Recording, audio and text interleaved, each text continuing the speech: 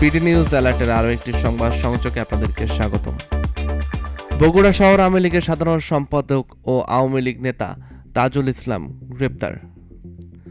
বগুড়া শহর আওয়ামী লীগের সাধারণ সম্পাদক গ্রেপ্তার। বগুড়া শহর আওয়ামী লীগের সাধারণ সম্পাদক আবু ওবায়দুল হাসান ববি গ্রেপ্তার হয়েছেন। গ্রেপ্তার করেছে জেলা গোয়েন্দা ডিবি পুলিশ। বৃহস্পতিবার 9 অক্টোবর রাত 1টার দিকে ঢাকার গুলশান এলাকা থেকে তাকে গ্রেপ্তার করা হয়।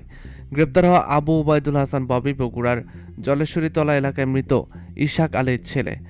দলীয় সূত্রে জানা যায়, 2019 সালে বগুড়া শহর আওয়ামী লীগের সাধারণ সম্পাদক দায়িত্ব পান ববি।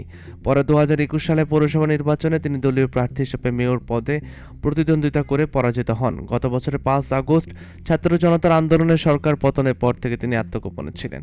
জেলা গোয়েন্দা ডিবি পুলিশের অফিসার ইনচার্জ ওসি ইকবাল বাহার জানান, বৈষম্য বিরোধী আন্দোলনের সময় সংগঠিত সহিংসতার অভিযোগে আবু ওবায়দুল হাসান ববির বিরুদ্ধে অন্তত 1 ডজন মামলা দায়ের করা হয়েছে। এসব মামলায় গ্রেপ্তার করা হয় তাকে। আওয়ামী লীগ নেতা তাজুল ইসলাম গ্রেপ্তার। কুমিল্লা জেলা আওয়ামী লীগের যুগ্ম সাধারণ সম্পাদক ও মেঘনা উপজেলা পরিষদের সাবেক চেয়ারম্যান মোহাম্মদ তাজুল ইসলাম তাজকে গ্রেপ্তার করেছে জেলা গোয়েন্দা ডিবি পুলিশ। বৃহস্পতিবার 9 অক্টোবর রাত 9:30টার দিকে উপজেলা মানিকচর ইউনিয়ন নিজ বাড়ি থেকে গ্রেপ্তার করা হয় তাকে। স্থানীয় ইউনিয়ন পরিষদের 5 নং ওয়ার্ড সদস্য আব্দুল রতন খন্দকার বলেন, রাতে ডিবির একটি দল এসে তাজুল ভাইকে নিয়ে যায়। তবে কেন বা কী মামলা তাকে গ্রেপ্তার করা হয়েছে আমরা তা জানি না। স্থানীয়রা জানান, তাজুল ইসলাম তাজ দীর্ঘদিন ধরে এলাকায় আওয়ামী লীগের প্রভাবশালী নেতা হিসেবে পরিচিত।